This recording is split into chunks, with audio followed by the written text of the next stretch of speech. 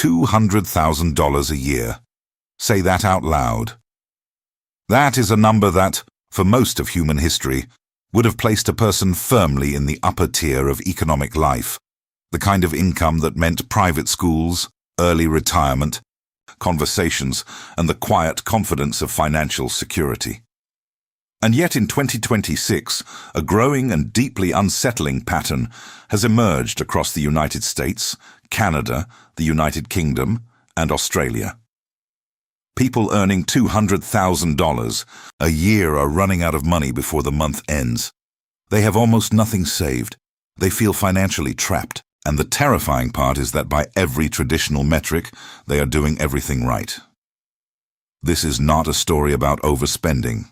This is not a story about people buying boats they cannot afford or taking vacations on credit. This is a story about a number that used to mean freedom and now, mathematically, functionally, practically means something far closer to comfortable poverty at scale.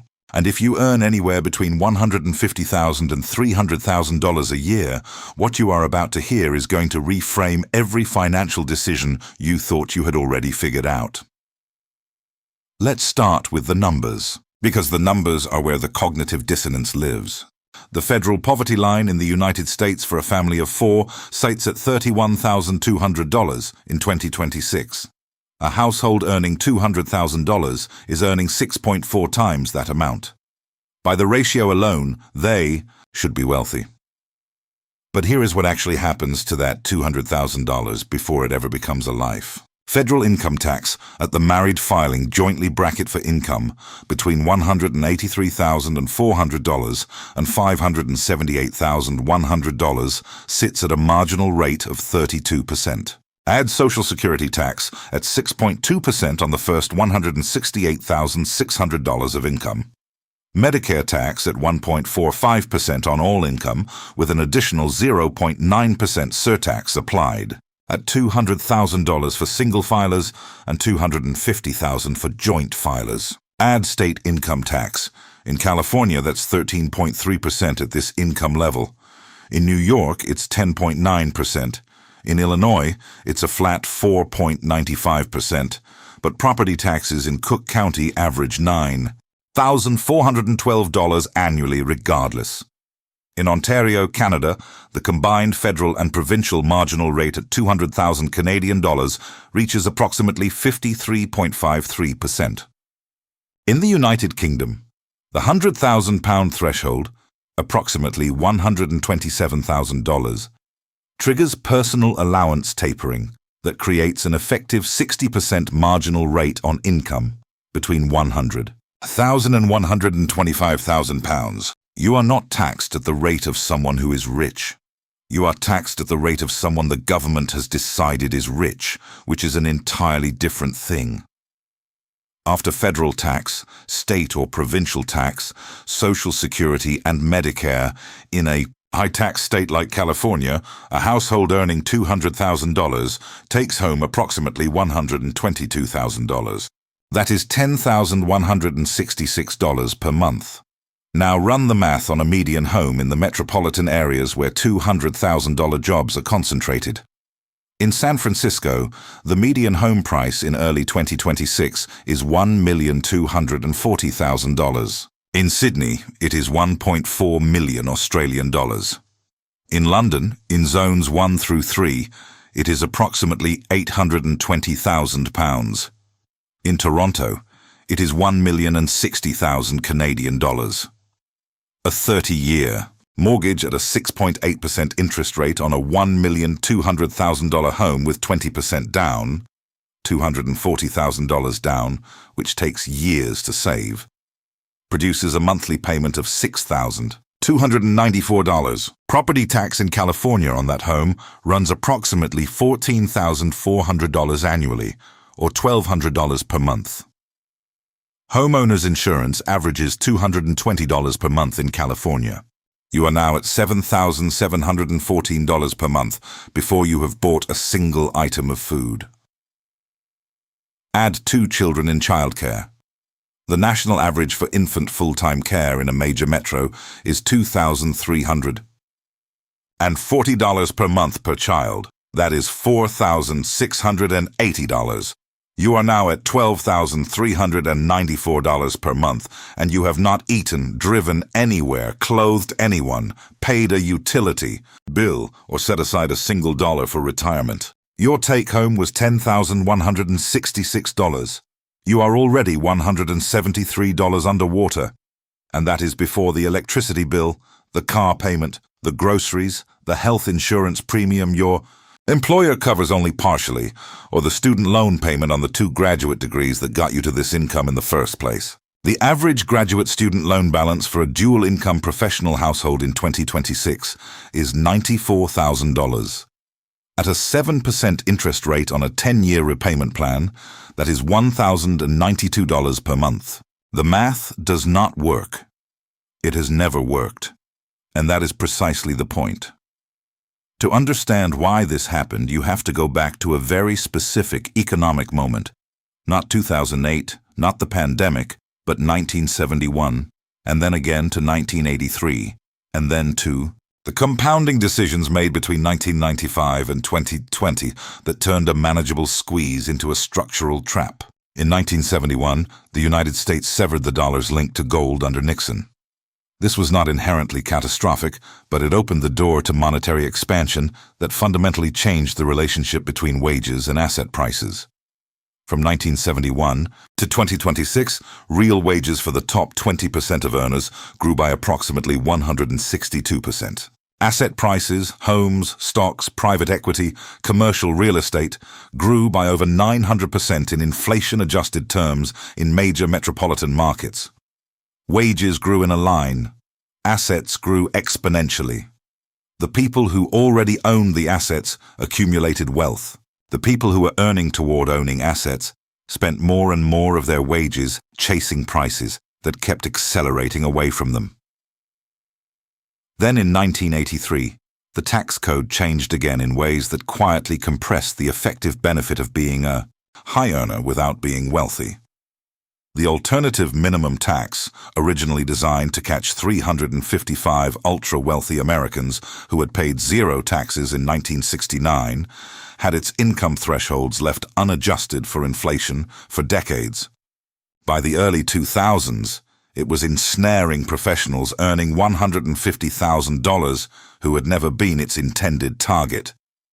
The thresholds were reformed in 2012, but the architecture of graduated marginal rates combined with phase-outs for student loan interest deductions, childcare credits, dependent care credits, and IRA deductibility, created a zone of income between $150,000 and $400,000 where the effective marginal burden often exceeds the statutory rate. The government calls this income too high for help and too low for loopholes.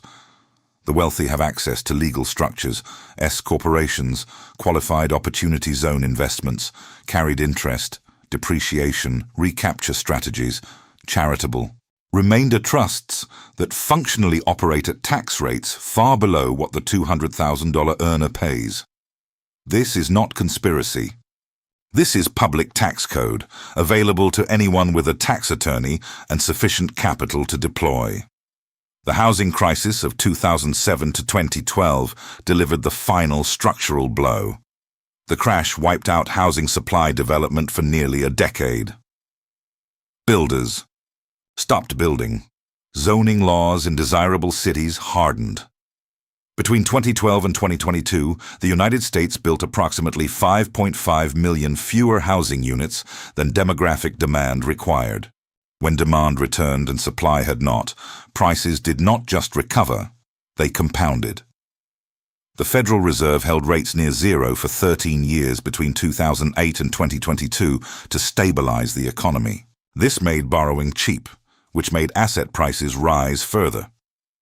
Then, when inflation arrived in 2022 and rates climbed to 5.25 to 5.5% at their peak, the people who had bought homes in 2019 at 3%, rates stayed.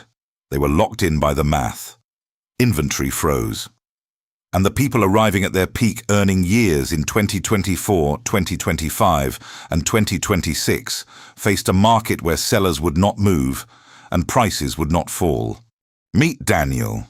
Daniel is 38 years old. He lives in Austin, Texas. He is a senior software engineer at a mid-sized SaaS company and earns $212,000 in total compensation. A base salary of $178,000 and a target bonus that pays out at 80% of the promised amount most years. His wife, Sophia, is a physician assistant earning $94,000 annually. Combined household income, $306,000. They have a credit score of 792. They have been married for 9 years. They have 2 children, a 6-year-old and a 4-year-old. Their combined student loan debt is $119,000, primarily from Sophia's physician assistant program. They bought their home in 2021 for $640,000 at a 2.875% interest rate, and their mortgage payment is $2,123 per month. They feel fortunate about that. Everyone who bought after 2022 in Austin is not as lucky. After state and federal tax, their combined take-home in Texas, no state income tax, which is one of the reasons they chose Austin, is approximately $14,800 per month. After their mortgage, property taxes averaging $758 monthly, 2 cars, childcare for their younger child who is not yet in school, groceries running approximately $1,240 monthly for a family of 4 in Austin in 2026, utilities, health insurance premiums, and their student loan payments, Daniel and Sophia have approximately $840 per month remaining. They contribute 11% to Daniel's 401k because he reads financial content and knows he should. Their 401k balance at 38 is $214,000. Financial planners say they need 25 times their expected annual expenses in retirement assets, which by their current spending rate means approximately $3.8 million. At their current contribution rate, and assuming 7% annualized returns, they reach that number. At 69 years old, they wanted to retire at 60.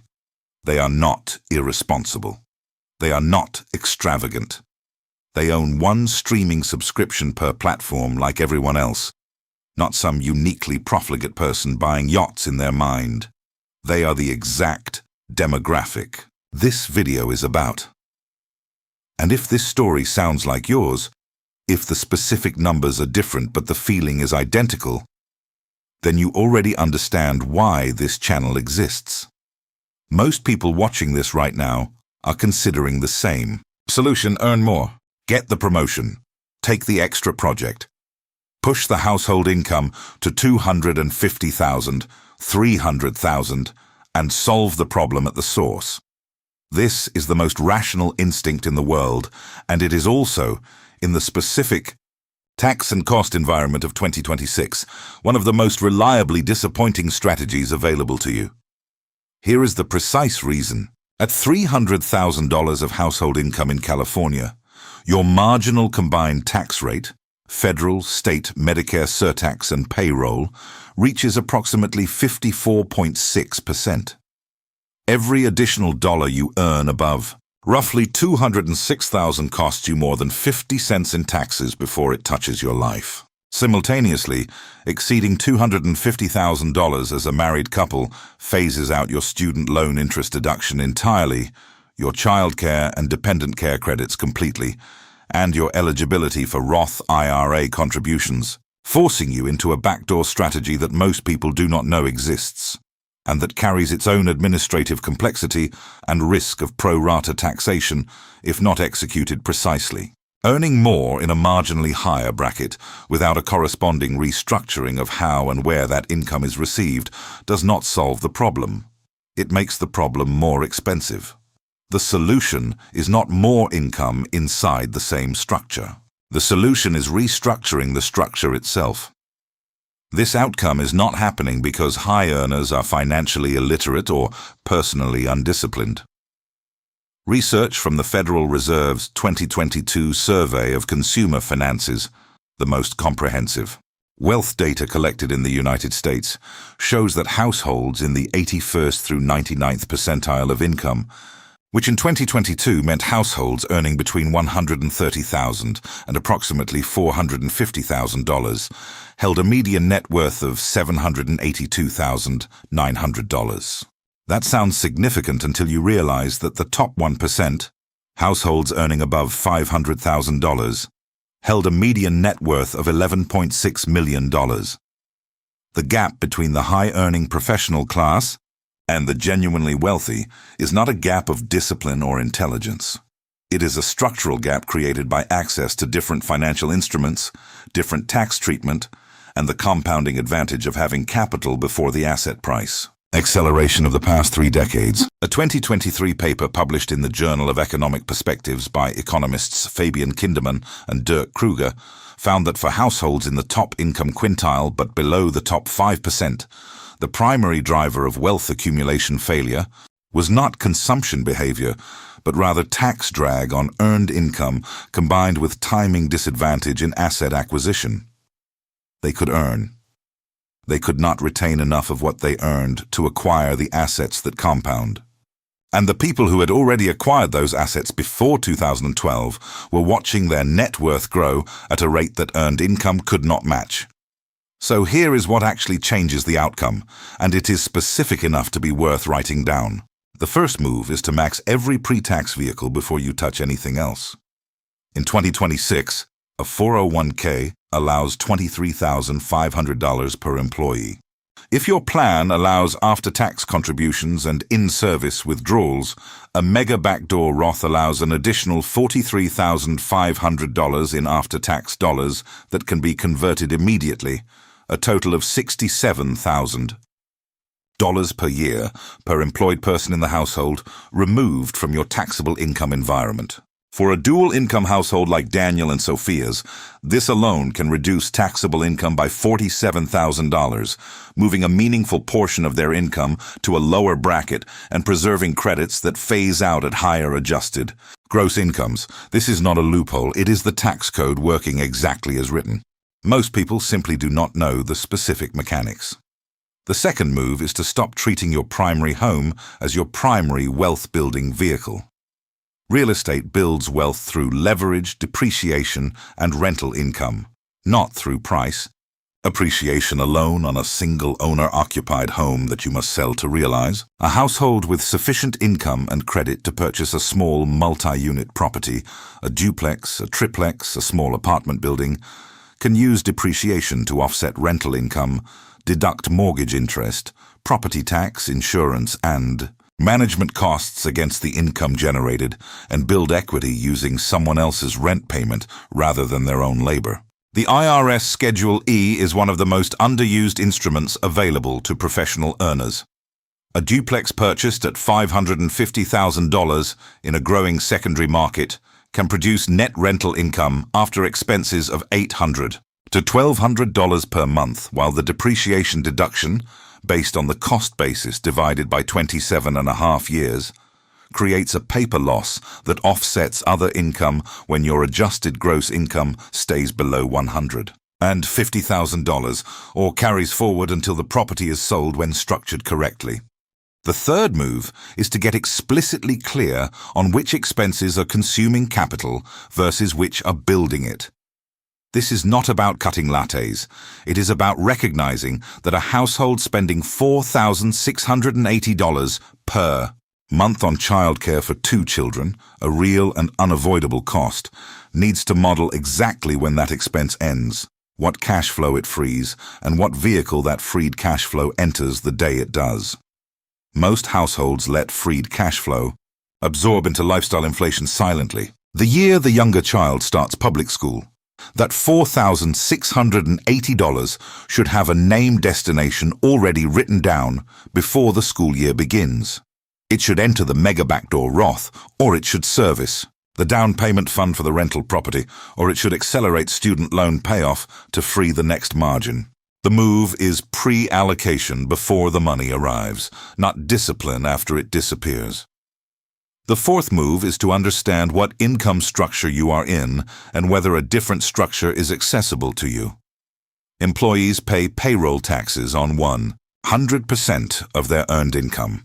S corporation owners who pay themselves a reasonable salary, defined by the IRS as what the market would pay for their role, pay payroll taxes only on that salary, not on distributions taken above it. A consultant earning $200,000 as a W-2 employee pays approximately $15,300 in combined employer and employee payroll taxes above the Social Security wage base and Medicare taxes.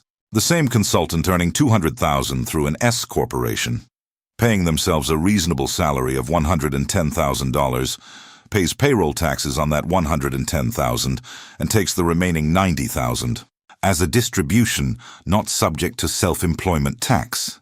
A saving of approximately $6,850 per year in payroll taxes alone, before additional deductions available to business owners, including a qualified business. Income deduction of up to 20% of net business income under Section 199A. This is not available to everyone. It requires genuine self-employment income or consulting revenue. But for the growing share of high earners who have any consulting, contracting, or side revenue, understanding this structure is the difference between paying the system's price and paying a price you negotiated. $200,000 a year in 2026 is not a number that buys freedom. In the cities where $200,000 jobs exist, it buys a life that looks like wealth from the outside and feels like a treadmill from the inside. The trap is not a personal failure. It is a structural outcome produced by decades of divergence between wage growth and asset prices, compounded by a tax architecture that was designed for a different economy, hardened by housing policy, failures that have not been corrected in 20 years, and maintained by the fact that the people who benefit from the current structure have the capital and the political access to ensure it does not change quickly. Understanding the system this precisely does not guarantee you escape it. But not understanding it guarantees you stay in it. The people who move through this trap successfully are not earning more money. They are restructuring how the money they already earn gets taxed, retained, and deployed. And they are making those structural decisions years before the money arrives, not months after it disappears. That is the only play the current system allows for. And now you know what it is.